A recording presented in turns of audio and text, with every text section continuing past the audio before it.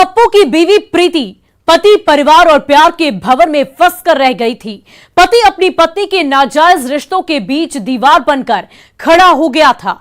बंद कमरे का राज भी बेपर्दा हो गया था, जिसके बाद पति पत्नी के रिश्तों में दरार आ गई थी और प्रीति किसी भी हाल में अपने पति के साथ नहीं रहना चाहती थी। उसके बाद पति पत्नी के रिश्तों की डोर कमजोर पड़ने लगी। बेडरूम में प्यार के लम्हों में लड़ाई झगड़े होने लगे। प्रीति का पति पप्पू प्रीति के नाजायज रिश्ते का विरोध करने लगा, जो प्रीति को फूटे आंख नहीं सुहा रहा था। यही सिलसिला कुछ दिनों तक चलता रहा, लेकिन प्रीति के सिर से अपने देवर के प्यार का बुखार नहीं उतरा। प्यार पर पहरा बढ़ा तो दोनों का प्यार और गहरा हुआ। दोनों ने मोहब्बत के पन्नों पर कई बार नई इबारत लिखने की कोशिश की। घर से भागकर शादी करने का प्लान बनाया, लेकिन वो भी कामयाब नहीं हुआ। इधर पप्पू ने अपनी आशिक मिजाज बीवी पर शिकंजा कस दिया था, जिससे भाभी से प्रेमिका बनी प्रीति और दीवर से दीवाना बने राजू की बेचैनी बढ़ने लगी। प्रीति को लगा कि वो अपने पति के जीते जी अपने देवर का प्यार नहीं पा सकती है, तो उसने अपने देवर के साथ मिलकर ही अपने पति यानी कि पप्पू की हत्या की साजिश रच डाली। उसके बाद नवगछिया से 4 शूटरों को हायर किया।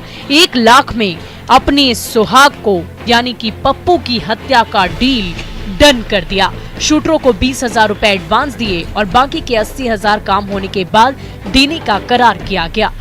उन्होंने नवगछिया में ही किसी एकाध अपराधी को 1 लाख रुपए की सुपारी की बात हुई थी, जिसमें अभी तक 20,000 रुपया उनको पेमेंट हुआ है घटना से पहले। उसके बाद हुआ है उस संबंध में अभी हम तथ्य नहीं मिले हैं कि घटना के अंजाम देने के बाद बाकी जो शेष 80,000 उनका पेमेंट हुआ है नहीं, इस संबंध में अभी तथ्य नहीं आए, लेकिन घटना करने से पहले 20,000 रुपया उनको मिला।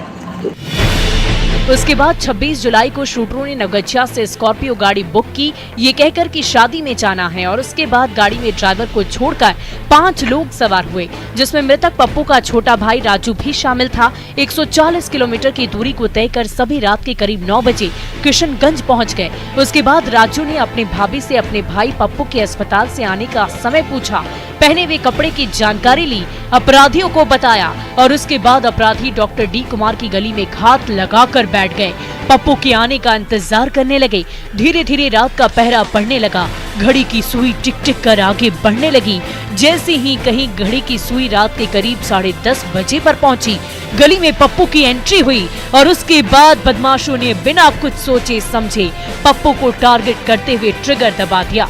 गोली लगते ही पप्पू जमीन पर गिर पड़ा, जिसकी तस्दीक डॉक्टर डी कुमार की गली में जमीन पर पड़े खून के धब्बे कर रहे हैं।